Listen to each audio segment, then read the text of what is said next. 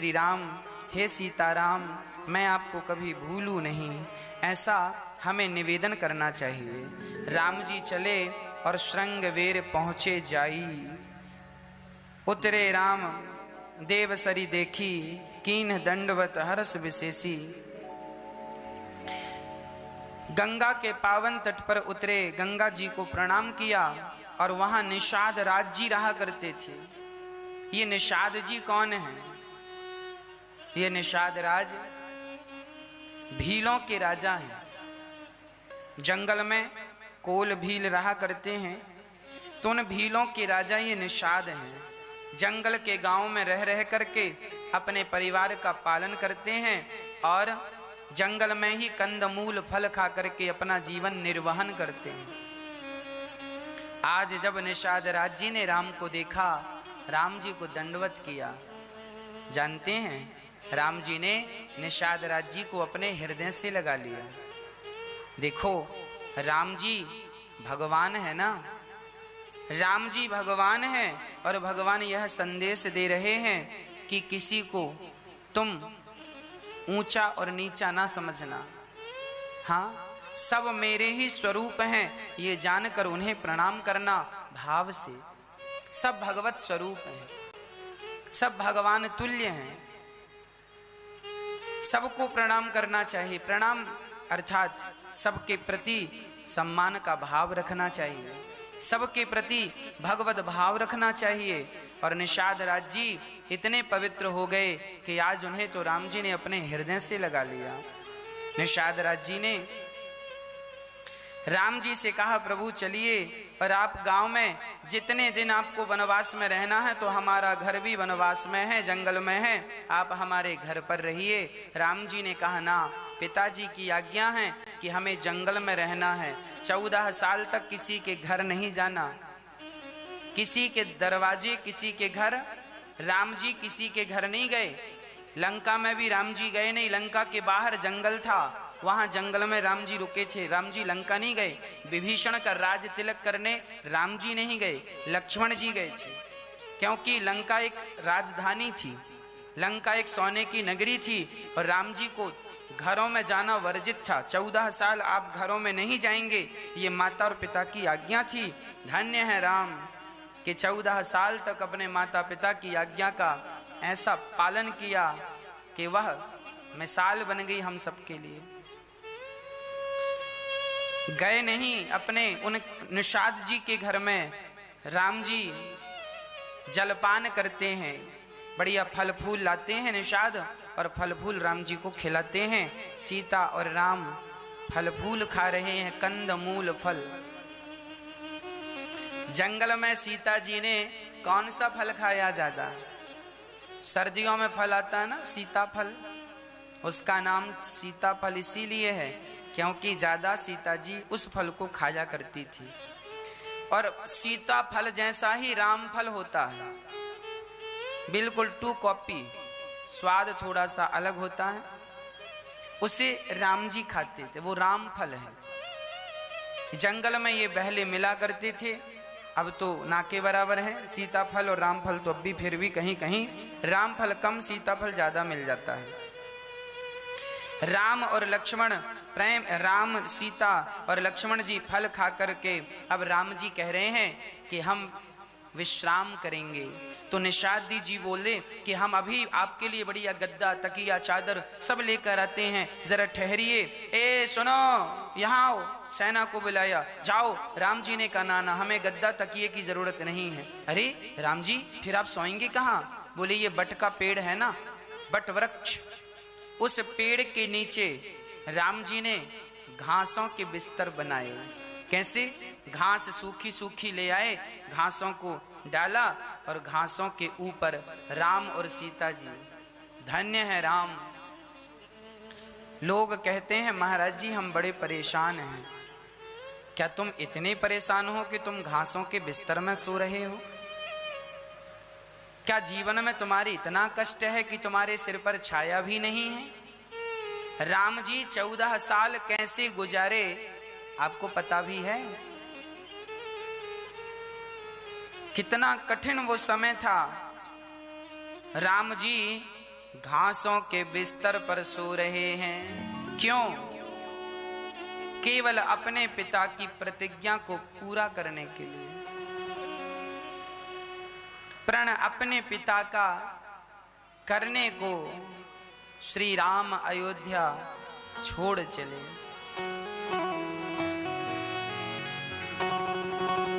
हाँ,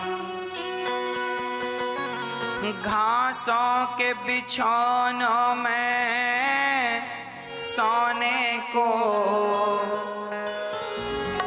घासों के बिछौनों में सोने को, मखमल का बिछौना छोड़ चले, मखमल का बिछौना छोड़ चले।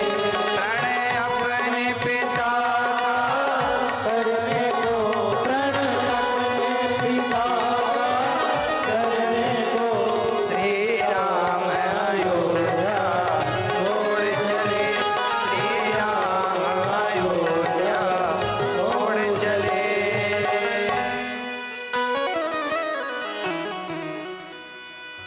अपने पिता की प्रतिज्ञा को पूरी करने के लिए यदि हमें घास के बिस्तरों में सोना पड़े तो हम घास के बिस्तर में सो जाते। तकिया, राम जी ने तकिया भी नहीं रखा, जमी पर लेट जाते हैं, सिराने हाथ रखते हैं। हम तो अपना तकिया बिस्तर हमेशा साथ रखते हैं। भागवत जी के श्लोकों को राम जी ने चरितार्थ कर दिया, जी करके दिखा दिया। हम लोग तो केवल कहकर बताते हैं, राम जी ने तो जीवन में उतार के बता दिया। सत्याम क्षितौ किम कशिपो प्रयासै बाहु स्वसिद्धे युपवर्हणै किम, सत्यंजलौ किम पुरुधान्य पात्या दिग्वल्कलादौ, है ना, सत्य किम दुकूलै। कितना अद्भुत चरित्र है राम जी का। राम जी सो रहे हैं और सीता माता सो रही हैं। अच्छा, लक्ष्मण जी जाग रहे हैं। लक्ष्मण जी क्यों जाग रहे हैं? लक्ष्मण जी को लगा ये जंगल का राजा निषाद है, हो सकता है इसकी बुद्धि ना बिगड़ जाए, कहीं ये कोई हानि ना पहुंचा दे, तो लक्ष्मण जी खड़े रहे। अच्छा, निषाद राज भी वहीं पर खड़े रहे। अच्छा, निषाद राज को लगा कि हो सकता है ये जो लक्ष्मण है, हो सकता है ये राम जी सो रहे हैं तो उनको कोई नुकसान पहुंचाए, हो सकता है ये भी कैकई से मिला हो। निषाद राज जी सोच रहे हैं कि हो सकता है लक्ष्मण कैकई से मिला हो, कि वनवास भेज दो और वनवास पहुंचे तो वनवास में मार के आ जाना, तो 14 साल बाद लौटने की भी समस्याएं खत्म हो जाएंगी। तो दोनों ही जागते रहे। लक्ष्मण जी इसलिए जागते रहे कि ये नुकसान ना पहुंचाए, और वो इसलिए निषाद जी जागते रहे कि लक्ष्मण जी कहीं राम को कोई नुकसान ना पहुंचाए। दोनों जागते रहे और रात भर दोनों ने क्या किया? सत्संग किया। दोनों ने सत्संग किया। क्या सत्संग हुआ लक्ष्मण का? लक्ष्मण जी ने जो उपदेश दिया है पूरी रामचरितमानस में, केवल लक्ष्मण जी ने यहां पर उपदेश दिया है। किसको?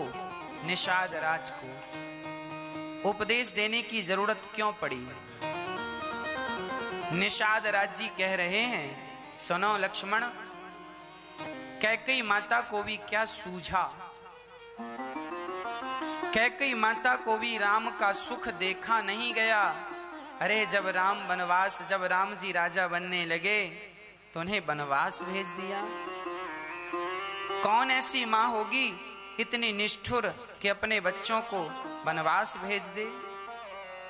कैकई माँ के मन में जरूर कपट है।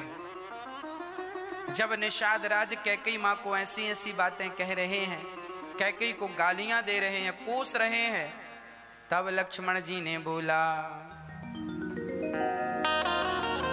लक्ष्मण जी कह रहे हैं, काहू न को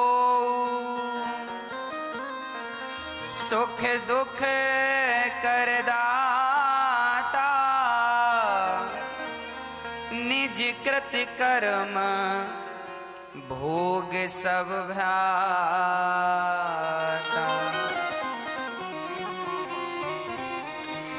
कोई किसी को दुख नहीं देता। सुनो निषाद जी, कोई किसी को दुख नहीं देता और कोई किसी को सुख नहीं देता। लक्ष्मण जी की गीता चालू हो गई, इसे लक्ष्मण गीता कहते हैं। यहाँ दिव्य उपदेश श्री लक्ष्मण जी ने किया है। लक्ष्मण जी निषाद राज को समझा रहे हैं, भैया तुम परेशान ना हो, तुम दुखी ना हो। ये कैकेयी माँ को दोष देने से कोई फायदा नहीं। जो होना था वो देखो होके रहेगा, और जो नहीं होना था वो देखो कभी नहीं होगा। इसीलिए जो होना है उसमें हस्तक्षेप ना करो। हमें लगता है कि कैकेयी माँ ने राम को वनवास भेजा, कैकेयी माँ के कारण राम को इतना दुख उठाना पड़ा। ना भैया, राम के जीवन में इतना दुख था, राम के जीवन में इतना कष्ट था, तो कैकेयी भले वनवास ना भेजती तो किसी और प्रकार से दुख उन्हें उठाना पड़ता। राम जी भगवान हैं और राम जी अपनी मर्जी से भक्तों को संदेश देने के लिए ये दुख उठा रहे हैं। हम किसी को आरोप प्रत्यारोप ना, हम किसी को दोष ना दें, हम किसी को दोष ना दें कि तुम्हारे कारण दुख मिला। हम लोग भी तो ये दोष देते हैं। सास दोष देती है कि बहू के कारण दुख मिला, बहू दोष देती है कि सास के कारण दुख मिला, पत्नी दोष देती है कि पति के कारण दुख मिला, पति दोष देता है कि पत्नी के कारण दुख मिला। आपसे सच्ची बात कहूं मेरी माँ, इस दुनिया में कोई किसी को दुख नहीं देता। हर व्यक्ति अपने ही हिस्से का दुख भोगता है। तुमने किसी जन्म में कोई अपराध किया होगा, कोई पाप किया होगा, तो आपको उस पाप का दंड दुख के रूप में मिल रहा है। इसीलिए हंसते हंसते, मुस्कुराते मुस्कुराते अपने पापों का दंड भोग लो। प्रत्यारोप आरोप प्रत्यारोप करने से क्या होगा? तुम्हारे कारण दुख मिला। कोई किसी को को ना काहू को सुख दुख कर दाता, निज कृत कर्म भोग सब भ्राता। जोग वियोग भोग भल मंदा, हित अनहित मध्यम भ्रम फंदा। जन्म मरण जह लगी जग जालू, संपत्ति विपत्ति कर्म अरु कालू। सुनो निषाद जी, ये जगत के जंजाल हैं। जोग वियोग भोग है ना, जन्म और मृत्यु, संपत्ति और विपत्ति, ये संसार के माया जाल हैं, अपने में उलझा लेने वाले। इसलिए हमें इन चक्रों से बचना चाहिए। लक्ष्मण जी कह रहे हैं कि धरनि धाम धनु पुर परिवारु, सरगु नरगु जहां लगी व्यवहारु। ये सब माया के ही जाल हैं। स्वर्ग नरक व्यवहार, ये सब माया जाल है। इस माया जाल से बचना चाहिए हमें। लक्ष्मण जी एक बहुत अच्छा दृष्टांत देकर इस बात को स्पष्ट कर रहे हैं। सुनना, लक्ष्मण जी कह रहे हैं, सपने होई भिखारी नृप, रंग को नाक पति होई, जागे लाभु न हानि कछु, तिमि प्रपंच जी जोई। कितनी बड़ी आवाज, सुनो समझो। आपने एक सपना देखा, आप रात्रि को सोए और आपने एक सपना देखा कि आप बहुत बड़े आदमी बन गए हैं। आहा हा, आप राजा बन गए हैं, आप रानी बन गई हैं। आपके गले में सोना ही सोना है, अब पूरी भुजाओं में सोना है, हाथों में मोटी मोटी सोने की चूड़ियां हैं, और आप सोने की सिंहासन पर बैठी हैं। आपके पति भी सोने की सिंहासन में आपके बगल में बैठे हैं। आप कहीं की महारानी हो और आपके पति बढ़िया राजा बन गए हैं, और दास दासियां सामने हैं, 56 भोग आप खा रहे हैं। ये सब आप किस में देख रहे हैं? बोलो, सपने में। अच्छा, जब आपकी आंख खुली तो क्या आप राजा थे? क्या आप रानी थी? मैया जी, ओ मैया, ओ मेरी प्यारी माँ, बात समझ में आ रही है ना? जब आपकी आंख खुली तो क्या आप कहीं की रानी थी? हाँ, आप तो फिर अपने घर में ही बिस्तर पर पड़ी थी, पर सपने में आप रानी थी। सपने में पुरुष राजा बन गया। ओ मैं राजा हूं, मेरे बड़ा राज्य है, बड़ी संपत्ति है, लोग जय जयकार कर रहे हैं। ये सपने में आपने देखा। अच्छा, दूसरे दिन आपने सपना देखा कि आपके आपको बहुत जोर की भूख लगी, आप इतने गरीब हैं, सपना देख रहे हैं आप, दूसरे दिन आपने दूसरा सपना देखा, सपने में आपने देखा कि आप इतने गरीब हैं, इतने गरीब हैं कि आपको घर में खाने का की रोटी नहीं है। तब आप सबके घर जाके कह रहे हैं भैया बहुत भूख लगी है, रोटी दे दो, रोटी दे दो, किसी ने रोटी नहीं दी। तब आप रोने लगे, अब तो प्राण निकल जाएंगे। तभी आपको कोई दौना भर के खिचड़ी दे करके गया, आप बड़े प्रसन्न हुए, अब प्राण बच जाएंगे, दौना में खिचड़ी भरी है और बस आप खाने के लिए जा रहे हैं। तभी एक कुत्ता आता है और कुत्ता खिचड़ी का दौना दबा के भागता है। आप कुत्ते के पीछे भागते हैं, भैया सुन सुन सुन हम मर जाएंगे खिचड़ी नहीं मिली तो। आप कुत्ते के लिए पीछे भाग रहे हैं और आप रो रहे हैं, कितना सा दाना मिल जाता तो खा लेता। तभी आपकी नींद खुल गई। जब नींद खुली तो क्या ये सच था कि आप गरीब हैं, आप अमीर हैं? ये सपना भी सच नहीं था। आप गरीब हैं, ये सपना भी सच नहीं है। सच्ची कहूं मेरी माँ, ये बेटा बेटी, घर परिवार, पद प्रतिष्ठा, मेरा मेरी, ये सब एक सपना ही है। ये सब कुछ क्या है? एक सपना है। फर्क इतना है कि वो सपना जो रात को देखा था वो आंखें बंद करके आपने देखा था, और ये जो सपना देख रहे हो ये आंख खोल के देख रहे हो। आंख खुलती है तो रात्रि का सपना टूट जाता है और आंखें बंद होती हैं तो ये दिन वाला सपना भी टूट जाता है। ना वो अपना है ना ये अपना है। लक्ष्मण जी यहाँ बहुत बढ़िया बात कह रहे हैं। अब कोई समझे तो समझ ले और नहीं समझे तो फिर परेशान बना रहे, उसमें क्या कर सकता है कोई। ये सब सपना है। मेरा बेटा है ये, मेरी पत्नी है ये, मेरा पुत्र है ये, मेरा धन है ये, मेरा परिवार है ये, सब सपना है पागल। इसे अपना ना समझो। ये व्यवहार जो तुम कर रहे हो ये व्यवहार भी सत्य नहीं है। हाँ, अब मैं ये बिल्कुल नहीं कहूंगा कि तुम व्यवहार बंद कर दो ना, व्यवहार करो, सब कुछ करो, परिवार पत्नी के बीच में रहो, पर इस भाव से रहो, इस भाव से रहो कि हम भगवान के हैं, ये संसार मिथ्या है। अच्छा एक बात बताओ, आपने पिक्चर तो देखी होगी, मूवी। चलो मैं एक पिक्चर का नाम लेकर उसके विषय में आपको समझाता हूं। एक पिक्चर बनाई बच्चन साहब ने, पिक्चर का नाम था बागवान, है ना।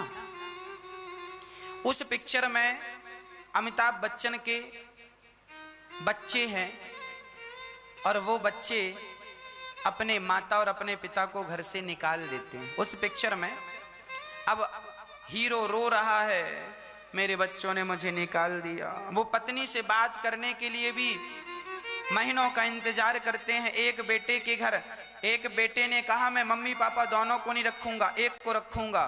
तो बड़े ने कहा चल माँ को तू रख ले, पिता को मैं रख लेता हूँ। तो दोनों पति पत्नी का बंटवारा कर लिया बच्चों ने। एक बेटे ने कहा माँ मेरे संग रहेगी, तो कहा मैं बाप को नहीं रखूंगा। तो दूसरे ने कहा मैं बाप को रखूंगा, तो माँ को। एक का ही हिसाब किताब मेरे घर है, दोनों का नहीं है। उस पिक्चर में अब दिखाया ये गया, बच्चन साहब रो रहे हैं पत्नी से बात करने के लिए, एक दूसरे की बात ही नहीं हो पाती, बच्चे ने घर से निकाल दिया। आप लोग भी जब उस पिक्चर को देख लेंगे ना तो वो इतनी इमोशनल पिक्चर है कि आपकी भी आंखों में आंसू आ जाएंगे, है ना।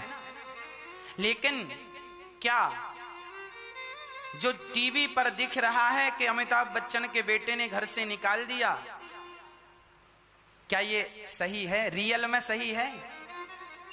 बोलो। जो पिक्चर में दिख रहा है, जिस पिक्चर को देखकर आप और हम रो रहे हैं, क्या उस पिक्चर में दिखता हुआ हर चरित्र, हर कैरेक्टर क्या सही है? अर्थात क्या सचमुच उनके बेटे ने घर से निकाल दिया है? नहीं, नहीं निकाला, पर उसमें दिख रहा है। मतलब जो दिख रहा है वो अलग है सच्चाई से। सच्चाई कुछ और है। जो सच्चाई है वो तो दिख नहीं रही है, और जो दिख रहा है वो सच्चाई नहीं है। यही हमारे जीवन का भी फंडा है। हमें भी लग रहा है कि ये मेरी पत्नी है, ये मेरा पुत्र है, ये मेरा परिवार है, और हम इन्हीं के व्यवहार में रहते हैं। हमें रोना भी आता है, हंसना भी आता है, पर सच्चाई अंदर से यही भाव बनाओ। जैसे पिक्चर देखते समय आप जानते हैं कि जो पिक्चर में दिख रहा है यह पूर्ण सत्य नहीं है, सत्य तो कुछ और ही है।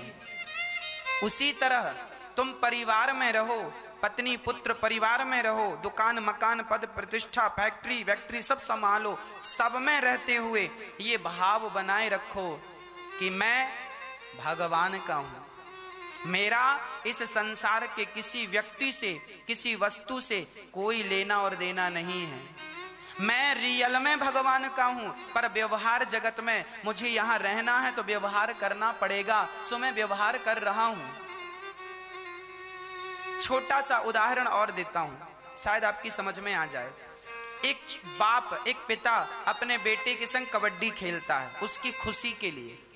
बेटा कहता मेरे संग खेलो, तो बाप खेलने लगता। वो खेलता क्या है, चलो कबड्डी खेलते हैं। तो पहले बेटे ने कहा मैं आऊं, हाँ हाँ तुम आओ। तो पिता को पकड़ता है और पिताजी गिर जाते हैं, और गिरकर पिता अपने बेटे को अपने पेट में बिठाकर बोलते हैं मैं हार गया, तू जीत गया। पिता जब अपने बेटे के संग खेलता है तो पिता जमीन पे गिर जाता है ऐसे ही, और वो कहता है कि मैं हार गया, तू जीत गया। बताओ बाप ये क्यों कहता है? इससे बेटे को खुशी मिलती है, बेटा बड़ा प्रसन्न होता है कि मैं जीत गया, मैं जीत गया। हाँ या ना, बात समझ में आ रही है? कई बार बच्चा अपने बाप के संग खेलता है तो बाप हार जाता है, बाप हार गया। ऐसा नहीं, अरे बाप की भुजाओं में ताकत थी तो मैं उठाकर फेंक सकता था, पर वो हार गया इसीलिए तुम्हारी खुशी के लिए। बस भक्तों, जैसे उस पिता को ये पता होता है कि मैं हारा नहीं हूं, पर वो बच्चे के लिए हारा हुआ अपने आप को मान लेता है। वो हारा नहीं है, अंदर से उसे पता है कि मैं हार नहीं सकता इस बच्चे से, अभी छोटा है ना। उसी तरह तुम्हें ये बात पता होना चाहिए कि ये संसार परिवार मेरा नहीं है, ये सब भगवान का है और मैं भी भगवान का हूं।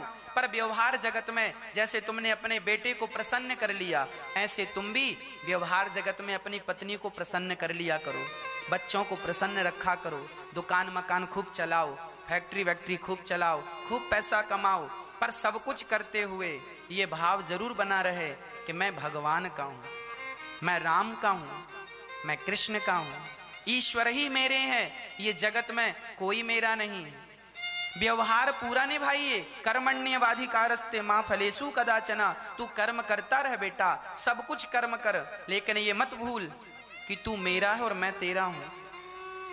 हम राम जी के, राम जी हमारे हैं। पायो जी मैंने राम रतन धन पायो, राम ही मेरी संपत्ति है, राम ही मेरा धन है, यह याद रह जाए तो फिर कहना ही क्या है।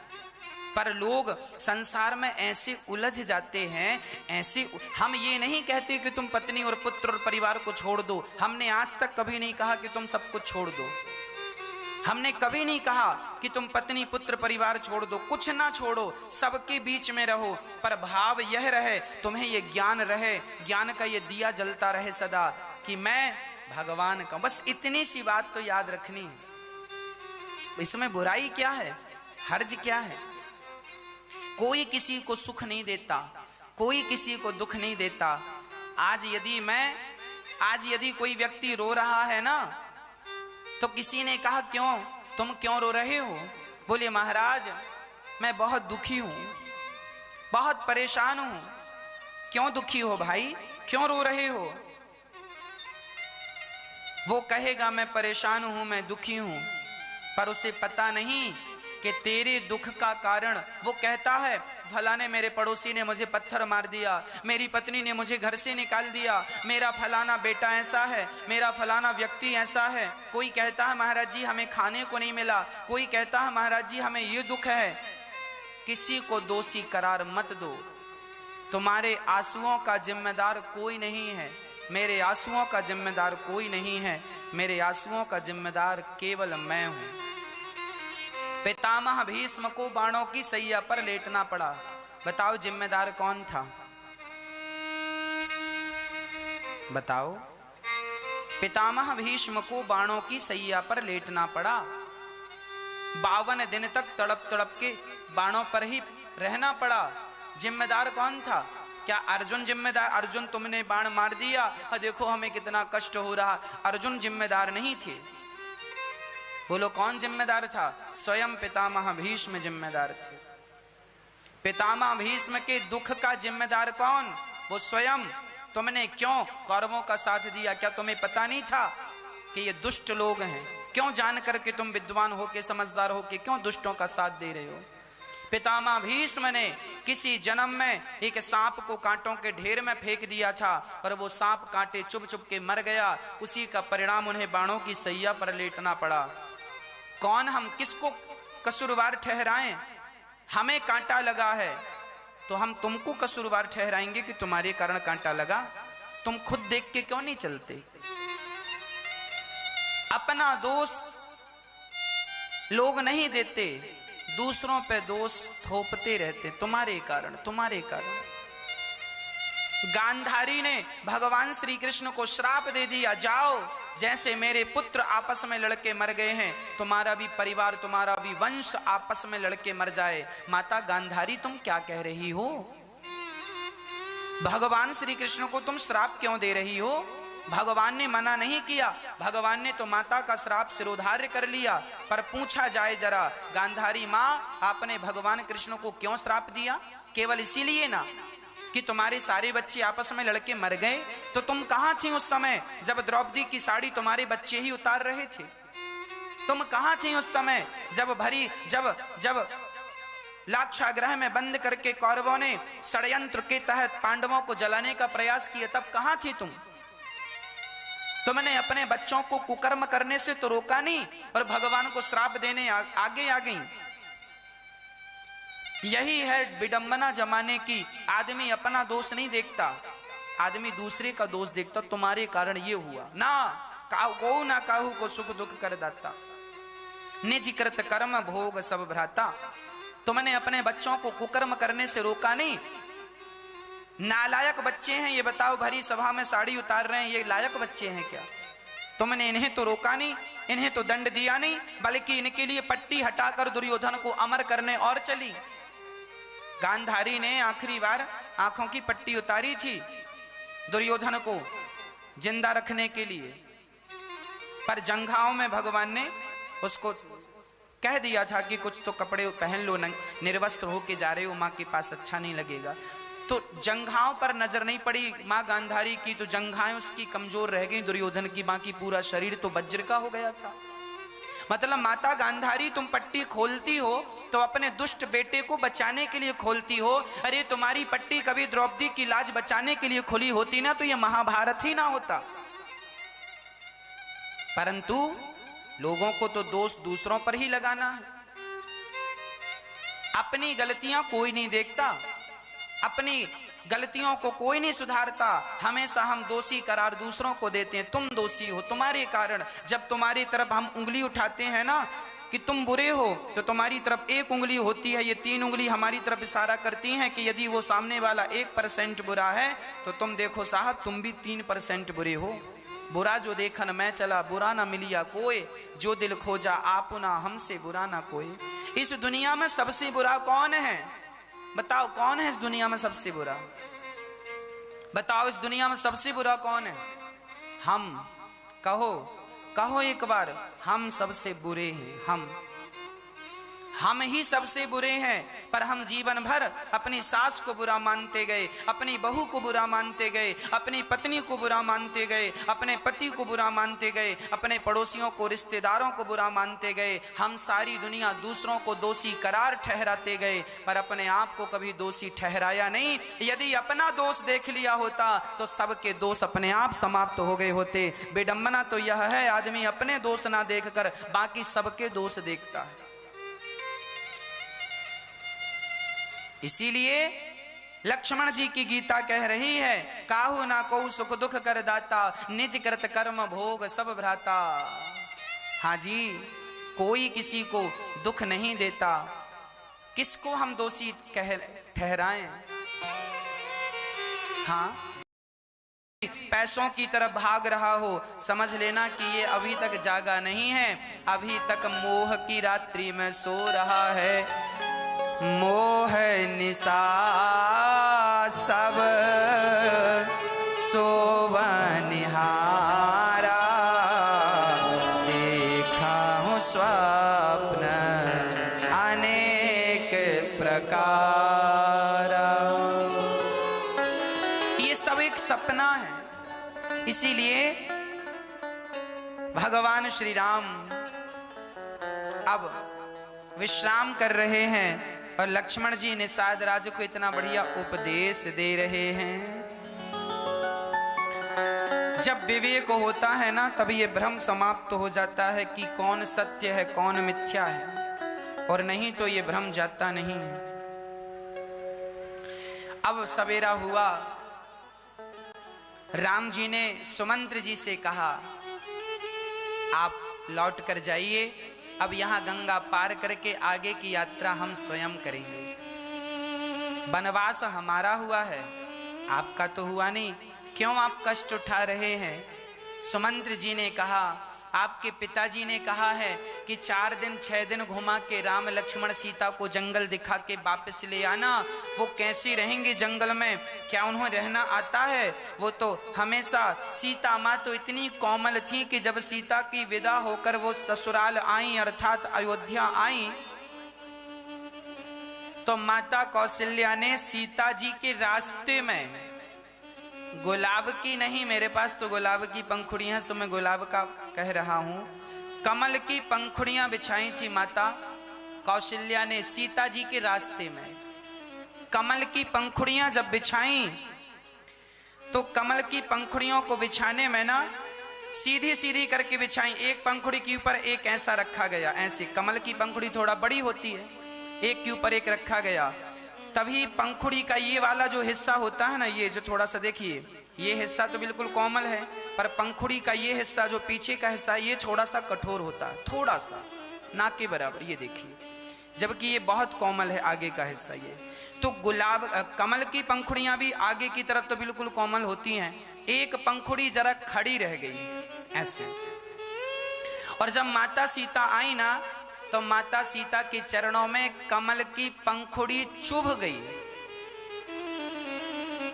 माता सीता जोर से चिल्लाई, कौशल्या जी बोली बेटा क्या हुआ?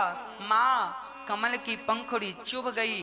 अब आप विचार करो, माता सीता के चरण इतने कोमल थे कि उनके पांव में कमल की पंखुड़ी चुभ जाती थी। अब वो सीता नंगे पांव 14 वर्ष जंगल में कैसे गुजारी होंगी, आप कल्पना करके देखिए। आप कहते हैं ना महाराज जी हम बड़ी कष्ट में हैं, क्या सीता माता जैसे कष्ट में हैं आप? क्या उतना कष्ट है आपके जीवन में? उतना दर्द है आपके जीवन में? ऐसी माता सीता आज जब सुमंत्र जी देख रहे हैं बिस्तर पर घास के बिछौनों पर आंसू रुक नहीं रहे हैं, राम चलो राम चलो। तब दशरथ जी तब राम जी कह रहे हैं सुमंत्र जी से कैसे जाएं?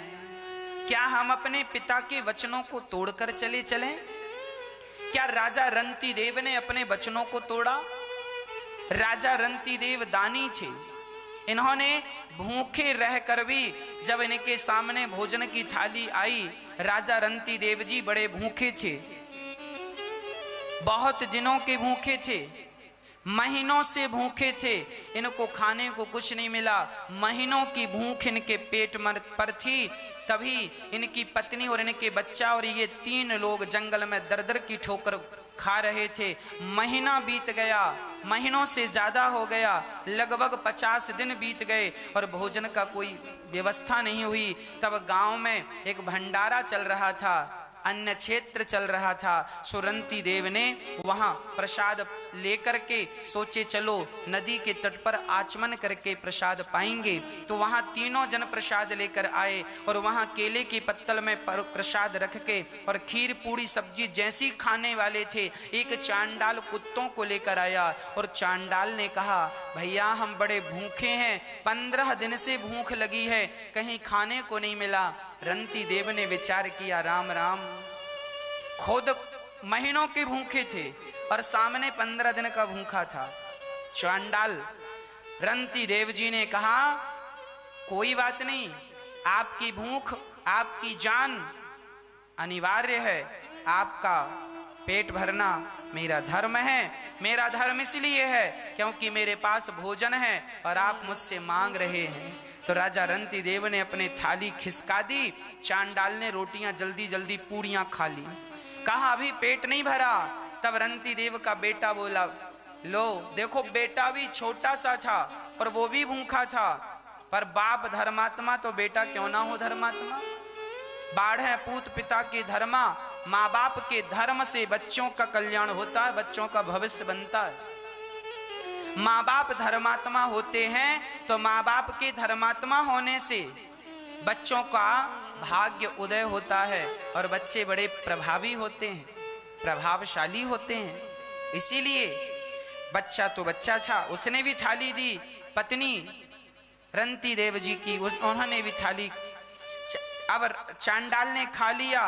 कहा मेरे कुत्तों को भूख लगी है। तो जो रंती देव की पत्नी थी उनका भोजन कुत्तों को डाल दिया गया और कुत्तों ने चाट लिया सारा भोजन। अब एक छोटा सा पानी का गिलास था, अर्थात पानी भरा था। चांडाल ने कहा धन्य है आप, मेरी भूख मिटाई। चांडाल चला गया और उसी समय गिलास का पानी जब रंती देव ने पिया और पानी पीकर भगवान का धन्यवाद दिया, वाह विधाता आपका बहुत बहुत धन्यवाद। तो किसी ने कहा रोटी तो मिली नहीं, तुम धन्यवाद किस बात का दे रहे हो। अरे बोले भोजन नहीं मिला तो क्या हुआ, भगवान की कृपा से गिलास भर पानी तो मिला है, उसका तो धन्यवाद दे दूं। जो नहीं मिला उसकी शिकायत क्या करना, जो मिला है उसका धन्यवाद करो। उसी क्षण उस चांडाल से भगवान प्रकट हो गए। वाह रंती देव, मैंने तुम्हारी परीक्षा ली और तुम पास हो गए। ऐसा त्याग, ऐसा दान जो अपनी थाली उठाकर किसी भूखे को दे दे, अन्न दान किया रंती देव ने, तो उन्हें भगवान की प्राप्ति हो गई। इसीलिए कहता हूं गौरी गोपाल अन्य क्षेत्र में भोजन चलता है नित्य संतों को। हजारों संत रोज गौरी गोपाल अन्य क्षेत्र में प्रसाद पाते हैं। आप भी रंती देव बन करके एक दिन का लंगर, एक दिन का भोजन आप भी करा सकते हैं इन सभी संतों के लिए। आप भी इन संतों की सेवाओं से जुड़ सकते हैं। आप भी किसी की भूख मिटाने के लिए आप भी अपने ये दोनों हाथ बढ़ा सकते हैं। राजा रंती देव, राम जी ने कहा देखो रंती देव ने अपना धर्म नहीं छोड़ा तो मैं राम होकर भला अपनी मर्यादा कैसे छोड़ दूं। और सुनो, राजा बलि क्या बामन भगवान को जानते नहीं थे कि भगवान है, 3 पग में सब नाप लेंगे, पर वचन से पीछे नहीं हटे। दिया शिवी, राजा शिवी जैसे दानी जिनकी गोद में एक कबूतर आके गिर गया और कबूतर की रक्षा के लिए जिसने कबूतर का जो मालिक था, जिसने पकड़ा था, उसने कहा ये कबूतर हमारा है। शिवी राजा ने कहा कि मेरी गोद में आकर बैठा है तो अब ये मेरा है। इसका अर्थ ये हुआ कि अब तुम इसकी जान मत लो। और वो बहेलिया था, बोल रहा था मैं इसको पका करके खाऊंगा। राजा शिवी ने कहा ये मेरी शरण में आया है, अब इसकी रक्षा करना मेरा धर्म है। तुम बताओ इसको छोड़ने के कितने पैसे लोगे। बहेलिये ने कहा पैसा नहीं लूंगा, इसके बराबर का मांस लूंगा। तो राजा शिवी इतने धर्मात्मा थे, उनके राज्य में कोई हत्या नहीं करता था। कोई मछली मुर्गी और मांस और मुर्गा मुर्गी और बकरा बकरी भैंसा कोई खाता पीता नहीं था। ये मांस जैसी चीजें खाने की छोड़ी हैं। राजा शिवी ने कहा यदि तुमने इसके बदले मांस मांगा है तो मैं किसी जीव की हत्या तो कर नहीं सकता, पर मैं इसकी रक्षा के लिए अपना मांस देता हूं। एक राजा सम्राट एक कबूतर की रक्षा के लिए तराजू बांधा गया, एक पलड़े पर कबूतर रखा और उस कबूतर के वजन का मांस देना था। तो राजा ने तलवार से अपनी जंघा का मांस काट के रख दिया। ये भारत है, ये भारत है, जरा सुनिएगा, ये भारत की दृष्टि है। ऐसी सोच थी हमारे भारत की, ऐसे राजा और महाराजा हुआ करते थे, ऐसा न्याय हुआ करता था। जंघा काट दी पर कबूतर का वजन तो ज्यादा था, तो दूसरे पांव की जंघा काट दी, फिर भी कबूतर का वजन ज्यादा था। वो कबूतर लगता कोई मायावी था। वजन बढ़ता ही गया। तब राजा ने अपने पांव काट दिए तलवार से, पांव रख दिया, फिर भी कबूतर का वजन ज्यादा। अपनी छाती का मांस काट दिया, राजा के शरीर से रक्त ही रक्त, राजा ने पांव काट दिए। अब तो राजा अपना सिर पकड़ करके और तलवार से अपनी गर्दन पे तलवार रख के और जो गर्दन काट के चढ़ाने लगे, उसी समय उसे कबूतर और बहेलिया से भगवान प्रकट हो गए। वाह राजन, मैं प्रसन्न हो गया, तुम्हारे जैसा दानी, तुम्हारे जैसा धर्मात्मा जो एक पक्षी की रक्षा के लिए अपने आप का बलिदान कर दे, ऐसा राजा ही देश को चाहिए। ऐसे धर्मात्मा लोगों की जरूरत है। ये नहीं कि तुम मुर्गी खाते फिरो, मुर्गी खाने से क्या उसे दर्द नहीं होता होगा जब तुम मारते होगे? क्या मछली को पानी से निकालते हो तो क्या दर्द नहीं होता, तड़पती नहीं है? कितने निर्दयी हो गए हो तुम, जीव मात्र को मार डालते हो अपने स्वाद के लिए। अरे क्या तुम्हारे पास दाल चावल सब्जी रोटी नहीं है? विधाता ने तुम्हें तो दाल चावल सब्जी रोटी ही दिया है ना खाने को। मांस तुम ना खाओ, शेर के लिए मांस है, शेर खाता है। शेर खाए मांस तो शोभा देता है, क्योंकि उसका भोजन वही है। पर तुम्हारे पास तो अक्कल है, तुम तो दाल रोटी सब्जी खा सकते हो, हाँ, पर तुम भी मांस खा रहे हो। जानते हो ये अपराध जो तुमने किया है, इसका दंड जब हिसाब विधाता लेंगे ना, तो हजारों जन्मों तक तुम्हें नाली का कीड़ा बन करके ये हिसाब चुकाने पड़ेंगे। आज मनुष्यों की जितनी जनसंख्या है, आज पूरी दुनिया में 7 अरब लोग रहते हैं लगभग। जनसंख्या बढ़ गई होगी तो 8 अरब मान लीजिए, लगभग 8 अरब लोग रहते हैं। कितने लोग? 8 अरब। 135 और 140 करोड़ लोग तो हमारे भारत में रहते हैं। हमारे भारत की जनसंख्या 135 और 140 करोड़ के बीच में है। अब ये बताइए कि पूरी दुनिया में 7 अरब लोग रहते हैं। ये बताइए कि यदि हम आपके शहर की नाली के कीड़ों की गिनती कराएं तो एक बड़े नाले में ही अरबों कीड़े निकल जाएंगे। संपूर्ण दुनिया के नालों के कीड़ों की तो गिनती हो ही नहीं सकती। अब आप बताओ, आदमी इतने कम हैं और ये कीड़े इतने ज्यादा क्यों हैं? क्योंकि आदमी जब पाप करता है ना, तो वह एक आदमी जब पाप करता, जैसे तुमने मांस खाया, मुर्गी खाई और अपने माँ बाप को सताया और गलत काम किए, तब भगवान तुम्हें नाली का कीड़ा बनाते हैं और एक बार के लिए नहीं, करोड़ों जन्म के लिए फिक्स कर देते हैं। जन्म लो फिर मर जाओ, जन्म लो फिर मर जाओ, फिर नाली का कीड़ा, फिर नाली, मर गए नाली के कीड़े, नाली में पैदा भए, नाली में मर गए, फिर नाली का कीड़ा, वही वही वही हजारों जन्मों तक बनो। उसके बाद फिर तुम चमगादड़ बनना, उसके बाद तुम फिर मुर्गा मुर्गी बनना, उसके बाद तुम मछली बनना, उसके बाद 84 का चक्कर काट के फिर मनुष्य का तन पाना, और फिर मनुष्य के तन को पाकर तुमने फिर जीव हत्या कर दी तो फिर जाओ नाली का कीड़ा बनो। साधन धाम मोक्ष कर द्वारा ये मनुष्य का तन बड़े भाग्य से मिलता है। मेरी माँ, इसे व्यर्थ ना गवाओ, बड़े भाग्य मानुष तन पावा, सुर दुर्लभ सदग्रंथ निगावा। बड़े भाग्य से भगवान ने ये मनुष्य का तन दिया है। राम जी कह रहे हैं, सुनो, राम जी कह रहे हैं, धर्म न दूसर सत्य समाना, आगम निगम पुराण बखाना। धर्म न दूसर सत्य समाना, आगम निगम पुराण बखाना। धर्म न दूसर सत्य समाना, आगम निगम पुराण बखाना। राम जी का ये वाक्य है। राम जी कह रहे हैं, क्या कह रहे हैं? कि सबसे बड़ा धर्म है सत्य बोलना। धर्म न दूसर सत्य समाना, सत्य से बड़ा कोई धर्म नहीं है मैया। इसीलिए प्राण जाए पर वचन ना जाए। कभी अपने वचनों को इसीलिए कहा करता हूं मैया भैया, जब तुम ज्यादा खुशी रहा करो, जब तुम ज्यादा प्रसन्न रहा करो ना, तो किसी को कुछ देने का वचन ना दे दिया करो। ज्यादा प्रसन्नता में किसी को कुछ देने का मत कह देना, क्योंकि वो प्रसन्नता शांत होगी तो लगेगा यार हमने तो गलत बोल दिया। अब वो सामने वाला उम्मीद लगाया है कि इन्होंने तो कह दिया है, अब ये देंगे। और ज्यादा दुखी हुआ करो तो कोई निर्णय ना ले लिया करो। कई बार लोग जब बड़े परेशान होते हैं ना, दुखी होते हैं, जा रहे हैं छोड़ के, तुम्हारे घर में आएंगे नहीं, तुम्हारे देहरी को पार नहीं करेंगे और तुम्हारी शकल नहीं देखेंगे और क्या क्या ना कह देते हैं। जब आप बहुत गुस्से में होते हैं, जब आप बहुत गुस्से में क्रोध में होते हैं ना, तो आप निर्णय ले लेते हैं कुछ कुछ, वो सारे निर्णय गलत होते हैं।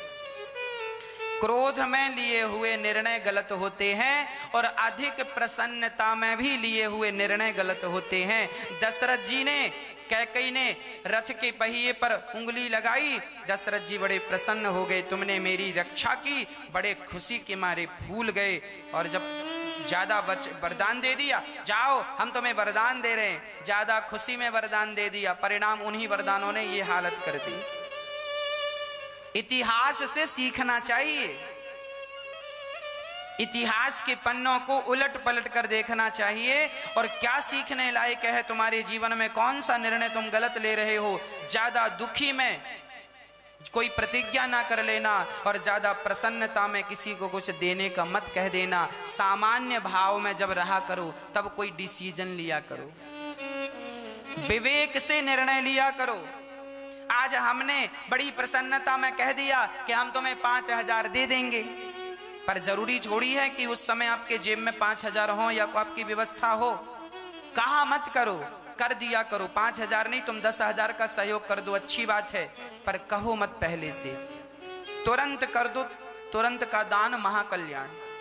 पहले से कह दिया, अब आपने हमें कह दिया महाराज जी हम आपको 5,000 रुपए देंगे, हमने कहा ठीक है भैया जी आप दे देना। और जब हमारी बेटी का विवाह है, गरीब आदमी है, और आप हमारी बेटी के विवाह में 5,000 दोगे ना, आप समाज के बीच में कह दिए हाँ हाँ हम 5,000 देंगे तुम्हारी बेटी के विवाह में। अब हम मांगने गए, भैया भैया वो 5,000 आपने कहा था 1 महीना पहले हमारी बेटी के विवाह में देने का, अब बेटी का विवाह है, देंगे 5,000। अरे कब कहा था हमने? अच्छा तुम्हें याद है? हाँ हाँ हमें याद है। अच्छा 5,000 कहा था, हमें तो लगा हमने 1,000 कहा था। अच्छा हमने 1,000 कहा होगा, 5,000 निकल गया होगा। इतना तिगड़म खेलने की क्या जरूरत है? ये कहने की क्या जरूरत है? ये कह दो कि हम तुम्हारे साथ खड़े हैं। भगवान करे आप इतने सामर्थ्यवान बने कि आप सबका सहयोग करें।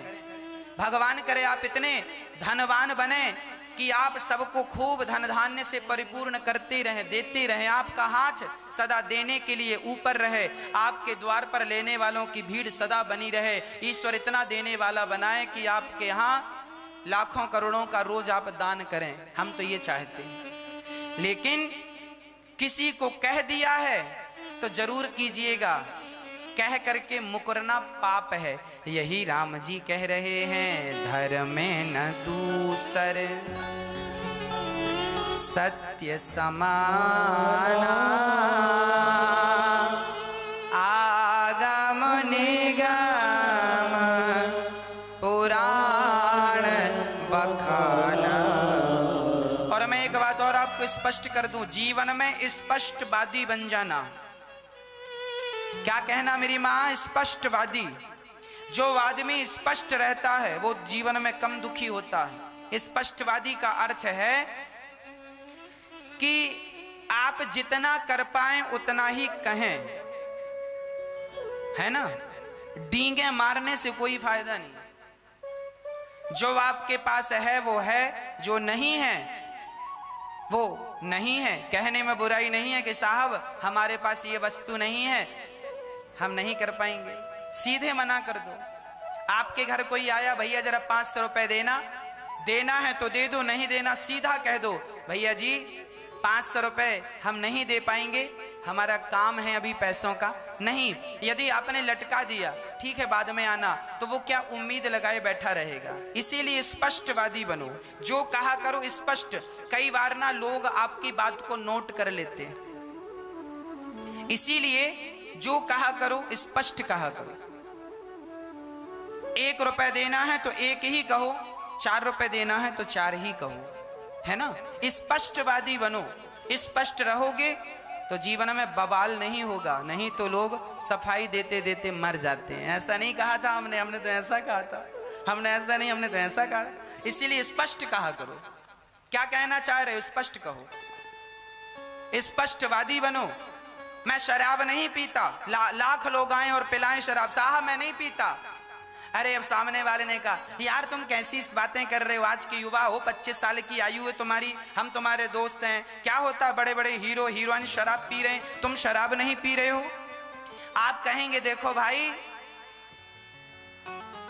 आप कुछ नहीं बोल रहे हैं, वो बोलते जा रहे हैं, बोलते जा रहे हैं। जब आप चुप रहेंगे ना तो वो आज ना सही कल, कल ना सही परसों, परसों ना सही आगे आपको पिवा ही देंगे। इसीलिए स्पष्टवादी बनो। भैया मेरे माता पिता ने, मेरे गुरु ने, मेरे सनातन संस्कृति ने, मेरे वेद पुराणों ने मुझे समझाया है कि शराब पीना मेरे हित में नहीं है, इसीलिए मुझे शराब नहीं पीना। आप 1 बार कहो या 1 लाख बार कहो, मेरा जवाब यही होगा, मैं शराब नहीं पीता, नहीं पीता, नहीं पीता। मैं मांस नहीं खाता, नहीं खाता, नहीं खाता। कई लोग बोलते हैं नहीं नहीं मैं मांस नहीं खाता, मैं शराब नहीं पीता, परंतु उनके दोस्त लोग बार बार टॉर्चर करते हैं ना, तो एक दिन वो आदमी शराब पी लेता है, मांस खा लेता है। स्पष्टवादी बनो, नहीं मतलब नहीं, है ना, यह स्पष्टता है।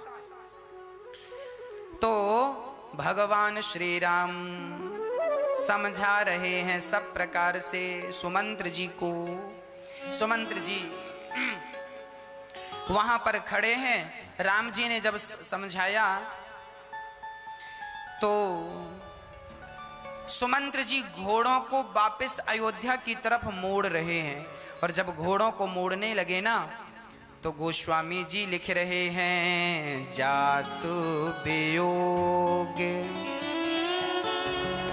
विकल पशुएं से प्रजा मातु पितु जी हाहि कैसे।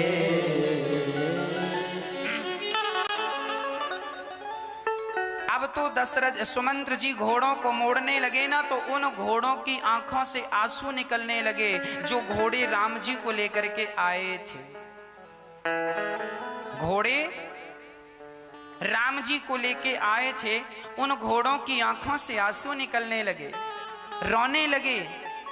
बरबस जबरदस्ती मोड़ रहे हैं तो घोड़े मुड़ने को तैयार नहीं। अर्थात राम जी के वियोग में वो घोड़े सोच रहे हैं कि हे राम मेरे कारण आप वनवास आए, मैं अपराधी हूं, मैं आपको लेकर आया हूं, तो ऐसे कांटों में ऐसे जंगल में आपको छोड़कर जाना नहीं चाहता। उन घोड़ों की आंखों में आंसू हैं। अर्थात भगवान से केवल मनुष्य नहीं पशु और पक्षी भी प्रेम करते थे। इंसान तो देखो वही है जो सबसे प्रेम करे, जीव मात्र से प्रेम करते हैं राम जी। राम जी घोड़ों से प्रेम करते हैं, राम जी चिड़िया से प्रेम करते हैं। और आज का आदमी ऐसा हो गया है जिस बकरे को घास खिलाता है, जिस बकरे को बोतल से दूध पिलाता है, उसी बकरे का सिर काट लेता है। हाँ या ना? ऐसे नहीं, राम जी प्रेम करते हैं जीव मात्र से। बरबस राम सुमंत्रु पठाए, सोरे सरि तीर आप तब आए। बरबस राम,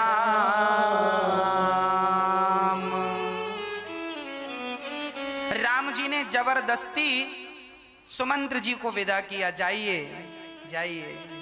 सुमंत्र जी खड़े हैं और राम जी गंगा के तट पर आ गए। राम जी ने कहा मांगे नावना केवटवाना,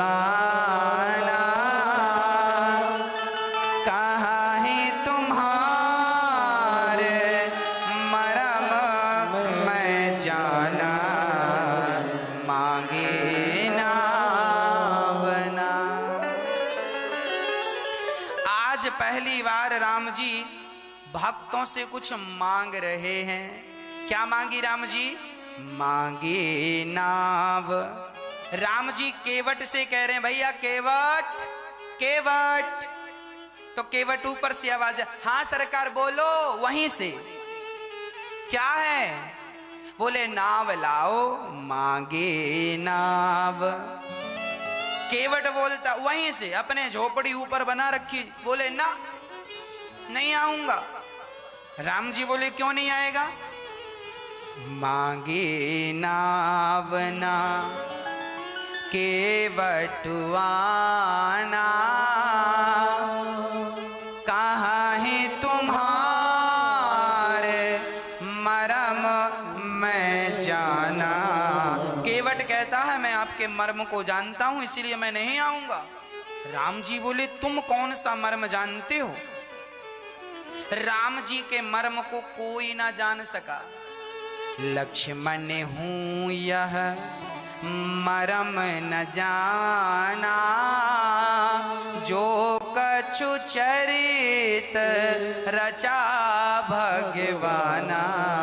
राम जी के चरित्र जो है लक्ष्मण भी ना जान पाए, जो 24 घंटे साथ में है। लक्ष्मण हूं यह मरम न, लक्ष्मण जी भी मर्म नहीं जानते। और ये नाव चलाने वाला पहली बार मिला है और कहता है कहीं तुम्हारे मरम मैं जाना, मांगी नावना केवट आना। केवट बोला मैं नहीं आऊंगा। क्यों नहीं आएगा? मैं आपके मर्म को जानता हूं।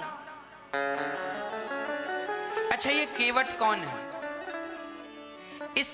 ये कह रहा है मैं मर्म जानता हूं। आपको पता है कौन सा मर्म जानता है? लक्ष्मण जी ने कहा क्यों? कौन सा मर्म जानते हो तुम? कौन सी बात जान रहे हो? तब कह दिया छुअत सिला भई नारी सुहाई, पाहन तेना काठ कठिनाई। मैं आपके मर्म को जानता हूं। अच्छा कौन सा मर्म जानता है? बोले आपके चरणों की रज गिर गई थी तो गौतम की नारी पत्थर की थी, और पत्थर में आपने जरा पांव रख दिया तो पत्थर नारी हो गई। जब आपके चरणों ने पत्थर को स्त्री बना दिया और कहीं आपने अपने चरण मेरी नाव में रख दिए और मेरी नाव भी स्त्री बन गई, तो मेरी घरवाली कहेगी क्यों जी मैं थी, ये दूसरी कहां से ले आए? मैं दो दो स्त्रियों का भार कैसे उठाऊंगा? तो राम जी बोले तो फिर उपाय क्या है? तुम हमें पार क्यों नहीं लगाना चाहते? केवट बोला सरकार ऐसी बात नहीं है कि हम आपको पार नहीं लगाना चाहते, हम आपको पार लगाएंगे, पर हमारी एक शर्त है। देखो संसार का आदमी पहले शर्त ही रखता, हे भगवान मैं 1 किलो लड्डू चढ़ाऊंगा मेरा ये काम हो जाए, हे भगवान मैं ये चढ़ाऊंगा ये काम हो जाए। ऐसा लगता है कि भगवान ने कभी लड्डू खाया ही नहीं, तुम दोगे तो खाएंगे, नहीं तो 1 किलो लड्डू भगवान कैसे खाएंगे, क्योंकि तुमने तो दिया नहीं। हाँ लोग अपनी बात पहले पूरी कराते हैं, पर धन्य है भगवान। भगवान कहते हैं कि तुम जैसे भी हो मेरे पास आओ, मैं तुम्हारा कल्याण करूंगा। चलो पहले तुम कह रहे हो कि मेरा काम करो तो मैं तुम्हारा ही कर देता हूं, फिर तुम मेरा कर लेना। तो केवट बोला पहले मेरा काम करो।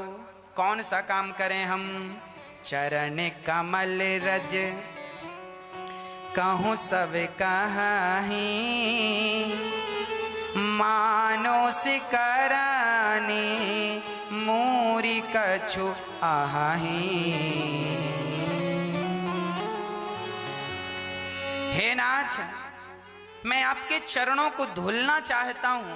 यदि मैं आपके चरणों को धुल लिया और आपके पांव में लगी हुई धूल मैंने हटा दी, फिर मुझे कोई खतरा नहीं रहेगा। और नहीं कहीं एक धूल यदि मेरी नाव पर लग गई तो हे नाथ, यही प्रतिपालऊं सब परिवारो, नहीं जानऊं कछु अजरे कबारू।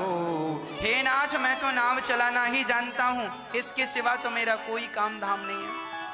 और यदि यह भी नारी बन गई तो मेरे पास इतने पैसे भी नहीं है कि मैं दोबारा से नाव खरीद सकूं, तब तो मैं भूखा मर जाऊंगा राम। इसीलिए कहा करता हूं कि हे राम, अपने चरणों को धुला लो, है ना, अपने चरणों को धुला लो। केवट कहता है कि नाथ इस अनाथ पे, नाथ इस अनाथ पे दया कीजिए, नाथ अपने चरणों को धुला लीजिए, नाथ अपने चरणों को धुला लीजिए। नाथ इस अनाथ पे, नाथ इस अनाथ पे, नाथ इस अनाथ पे दया कीजिए, नाथ अपने चरणों